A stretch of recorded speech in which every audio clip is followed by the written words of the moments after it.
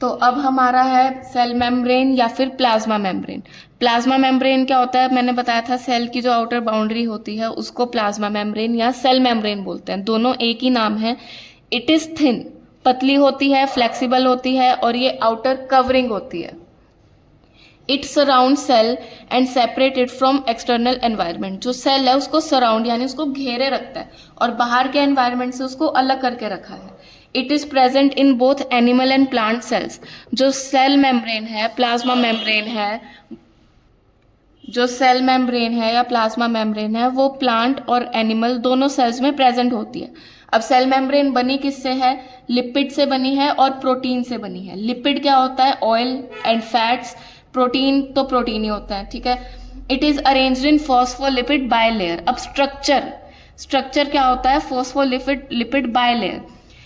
ये question important है कि which part of cell is called semi permeable, या फिर why plasma membrane is called semi permeable membrane. क्यों, क्योंकि जो सेल मेम्ब्रेन है वो सिर्फ सिलेक्टेड चीजों को अंदर बाहर जाने की परमिशन देता है, अलाउ करता है। सारी चीजें 100% अंदर बाहर नहीं होती, सिर्फ कुछ चीजें अंदर बाहर होती हैं, तो इसीलिए उसको सेमी यानी सिलेक्टिवली परमिएबल मेम्ब्रेन बोला जाता है। Substances pass through cell membrane by diffusion and osmosis. ये हमने पिछले पार्ट में देख लिया था कि ऑस्मोसिस और डिफ्यूजन से गैस और वाटर का एक्सचेंज होता है। अब हमारा नेक्स्ट है न्यूक्लियस। न्यूक्लियस क्या होता है, nucleus is a large round structure inside the cell. Cell के बीच में, जरूरी नहीं है बीच में, मतलब एक लार्ज स्ट्रक्चर होता है, उसको हम क्या बोलते हैं, न्यूक्लियस। इसको क्या बोला जाता है, कंट्रोल सेंटर। कंट्रोल सेंटर यानी कि जो एक्टिविटीज हो रही हैं सेल के अंदर वो कौन कंट्रोल कर रहा है, न्यूक्लियस कंट्रोल कर रहा है। स्ट्रक्चर, अब न्यूक्लियस का स्ट्रक्चर क्या है, nuclear membrane, nucleoplasm, nucleolus, chromatin. ठीक है, न्यूक्लियर मेम्ब्रेन क्या होता है, it is double layered covering of nucleus. जो न्यूक्लियस है उसकी भी 2 लेयर होती है, 2 मेम्ब्रेन होती है, उसको हम न्यूक्लियर मेम्ब्रेन बोलते हैं। अब जो साइटोप्लाज्म था वो इसके अंदर प्रेजेंट था, अब वैसे ही जो साइटोप्लाज्म न्यूक्लियस के अंदर है उसको न्यूक्लियोप्लाज्म बोले, इसको जेली लाइक स्ट्रक्चर बोलते हैं। न्यूक्लियस क्या होता है, ये राइबोसोम्स बनाता है, ठीक है। It is dense round body which is responsible to make ribosomes. Chromatin, it is a thread like structure. एक थ्रेड लाइक स्ट्रक्चर होता है जिसके अंदर डीएनए होता है जिससे क्रोमोसोम्स बनते हैं, ठीक है। तो ये न्यूक्लियस और उसका स्ट्रक्चर हो गया। अब न्यूक्लियस के फंक्शंस क्या होते हैं, it controls all cell activities like growth, metabolism and reproduction. अब सेल के अंदर जितना भी ग्रोथ हो रहा है, मेटाबॉलिज्म हो रहा है, रिप्रोडक्शन हो रहा है, वो कौन कंट्रोल करता है, न्यूक्लियस।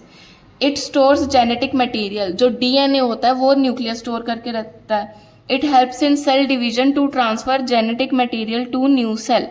जो जेनेटिक मटेरियल है यानी जो डीएनए है वो अपने अंदर स्टोर करके रखता है। It regulates formation of proteins. Formation of proteins भी न्यूक्लियस कंट्रोल करेगा। Functional segments of DNA are called genes. अब जो डीएनए है, डीएनए में क्या चीज काम करती है, जीन्स काम करती है, ठीक है। तो इनडायरेक्टली वो भी न्यूक्लियस का ही काम हो रहा है। नेक्स्ट हमारा पार्ट है साइटोप्लाज्म। अब सेल के अंदर जो जेली लाइक स्ट्रक्चर है, सेल के अंदर जेली लाइक स्ट्रक्चर होता है, इस जेली लाइक स्ट्रक्चर को हम क्या बोलते हैं, cytoplasm. It contains all cell organelles. अब सेल के अंदर जितनी भी चीजें, न्यूक्लियस है, बाकी कोई सेल ऑर्गेनेलीज है, ये सारी चीजें साइटोप्लाज्म के अंदर ही है। It is semi fluid. Semi fluid यानी कि ना तो सॉलिड ना तो लिक्विड, ठीक है, बीच की चीज है, सेमी फ्लूइड है। थिक सब्सटेंस, ये थिक सब्सटेंस होता है made of water, salt, enzymes, proteins.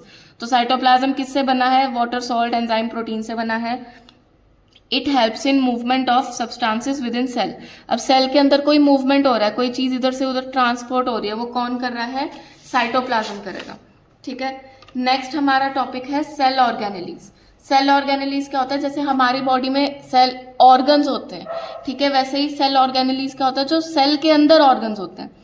Small structure होता है इनसाइड साइटोप्लाज्म जो स्पेसिफिक फंक्शन परफॉर्म करेगा। अब हमारे सिलेबस में सिर्फ 4 हैं सेल ऑर्गेनेलीज, ठीक है, लेकिन पिछले सिलेबस में 2 और थे, तो देखते हैं। पहला है हमारा एंडोप्लाज्मिक रेटिकुलम। एंडोप्लाज्मिक रेटिकुलम क्या होता है, it is network of membrane present in cytoplasm. Cytoplasm में ऐसे नेटवर्क ऑफ मेम्ब्रेन होता है, ठीक है। It looks like a system of tubes and flattened sac. तो इसका स्ट्रक्चर बता रखा है इसमें कि एंडोप्लाज्मिक रेटिकुलम दिखता कैसा है, ट्यूब्स का सिस्टम है, ठीक है। It is connected to nucleus, ये न्यूक्लियस से कनेक्टेड होता है और ट्रांसपोर्ट ऑफ मटेरियल्स में हेल्प करता है, ठीक है। ये इंट्रोडक्शन होगी एंडोप्लाज्मिक रेटिकुलम की। उसके बाद आ गया types of endoplasmic reticulum. Types of endoplasmic reticulum क्या होता है, 2 टाइप्स होती हैं, एक RER और एक SER। RER means rough endoplasmic reticulum. अब जो ये है, it has ribosomes attach to surface. अब जैसे ये सरफेस के ऊपर क्या है, राइबोसोम्स अटैच है, ठीक है। राइबोसोम्स है इसलिए इसको रफ बोला गया है, रफ दिखता है ये। It helps in protein synthesis, इसका काम क्या है, प्रोटीन बनाने का।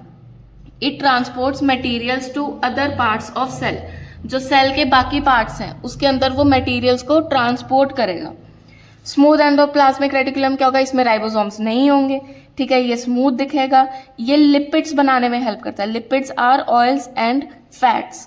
इट डिटॉक्सिफाइज हार्मफुल सब्सटेंसेस, अब सेल के अंदर कोई हार्मफुल सब्सटेंस है, कोई टॉक्सिन है, उसको रिमूव करेगा। फंक्शंस ऑफ ER, अब एंडोप्लाज्मिक रेटिकुलम के टोटल फंक्शन क्या हो गए, ट्रांसपोर्ट सिस्टम, ट्रांसपोर्ट करता है ये सारी चीज़ें। प्रोटीन फॉर्मेशन, प्रोटीन बनाता है, फैट्स और ऑयल बनाता है। डिटॉक्सिफिकेशन, सेल को साफ रखता है। मेम्ब्रेन फॉर्मेशन, जो सेल मेम्ब्रेन है वो किससे बनी होती है, लिपिड से। तो लिपिड कौन बना रहा है, एंडोप्लाज्मिक रेटिकुलम, ठीक है। सेकेंड हमारी सेल ऑर्गेनेली है माइटोकॉन्ड्रिया। माइटोकॉन्ड्रिया को हम पावर हाउस ऑफ सेल बोलते हैं। ये रॉड शेप्ड सेल ऑर्गेनेली है। पावर हाउस क्यों बोलते हैं, क्योंकि जो सेल के अंदर जितनी एक्टिविटीज के लिए एनर्जी चाहिए वो एनर्जी कौन दे रहा है, माइटोकॉन्ड्रिया, वो प्रोड्यूस करता है। मोस्ट इंपॉर्टेंट चीज इसमें क्या है, इसका खुद का DNA है और राइबोसोम है। ये पेपर में आ जाता है, which cell organelle has its own DNA and ribosome, तो इसका आंसर है माइटोकॉन्ड्रिया। स्ट्रक्चर, अब माइटोकॉन्ड्रिया जो सेल ऑर्गेनेली है, 2 मेम्ब्रेन है, एक आउटर मेम्ब्रेन होगी, एक इनर मेम्ब्रेन होगी। आउटर मेम्ब्रेन का क्या फंक्शन है, it is smooth and covers organelle, जो ऑर्गेनेली को ये कवर करके रखता है, ठीक है, स्मूथ होता है। इनर मेम्ब्रेन क्या है, यहाँ पे एनर्जी बनती है, जो ATP की फॉर्म में एनर्जी बनती है, एडिनोसाइन ट्राइफॉस्फेट, वो कहाँ पे बनती है, इनर मेम्ब्रेन पे बनती है। Functions, energy production, produces energy in form of ATP की फॉर्म में ये एनर्जी प्रोड्यूस करेगा सेल के लिए। सेलुलर रेस्पिरेशन, अब रेस्पिरेशन क्या होता है, break down of food. Break down of food क्यों हो रहा है, एनर्जी प्रोड्यूस करने के लिए, तो ये किसका काम है, mitochondria. Energy produced help in cell functions, तो जो एनर्जी बन रही है वो किस में काम करती है, सेल के सारे फंक्शंस में, एक्टिविटीज में। थर्ड है हमारा वैक्यूल्स। वैक्यूल्स क्या होता है, स्टोरेज सैक, ठीक है। स्टोरेज सैक्स का क्या मतलब होता है, ये जो है वो लिक्विड को या फूड को स्टोर करके रखता है, लिक्विड को या फिर, अब एक चूतिया है क्या। वैक्यूल्स क्या होते हैं, स्टोरेज सैक होते हैं जिसमें चीज़ें स्टोर करके रखते हैं सेल, जैसे कि फूड हो गया या लिक्विड हो गया या इवन वेस्ट हो गया।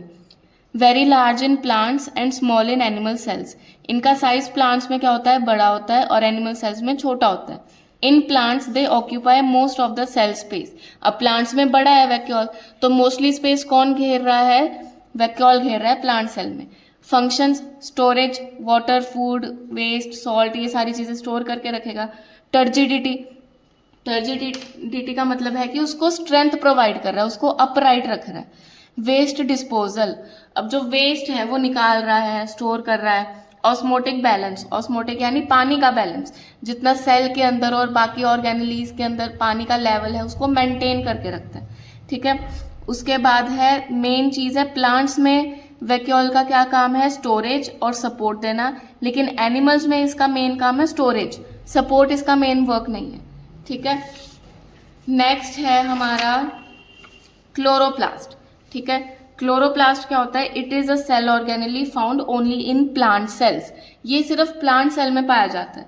इसका क्या काम है, इसके अंदर ग्रीन पिगमेंट होता है जिसको हम क्लोरोफिल बोलते हैं, जिसकी वजह से फोटोसिंथेसिस होता है, ठीक है। स्ट्रक्चर क्या है हमारा क्लोरोप्लास्ट का, inner membrane, outer membrane, stroma, grana, ठीक है। आउटर मेम्ब्रेन क्या होता है, जो कि क्लोरोप्लास्ट यानी पूरे इसको सेल ऑर्गेनेली को प्रोटेक्ट करके रखता है। इनर मेम्ब्रेन का क्या काम है? Control movement of substances, substances की मूवमेंट कंट्रोल करता है जो अंदर बाहर ट्रांसपोर्ट हो रही है। स्ट्रोमा ये जेली लाइक स्ट्रक्चर होता है जिसके अंदर एंजाइम्स होते हैं फोटोसिंथेसिस में जो हेल्प करते हैं। Grana stack of disc like structure that contain chlorophyll, इनके अंदर होता है क्लोरोफिल। फंक्शन क्या हो गए क्लोरोप्लास्ट के? फोटोसिंथेसिस, ग्रीन कलर देता है, ऑक्सीजन प्रोड्यूस करता है। ठीक है, क्लोरोफिल होगा तो ग्रीन कलर तो देगा ही। ठीक है, नेक्स्ट टॉपिक्स हम अगली वीडियो में कवर करेंगे।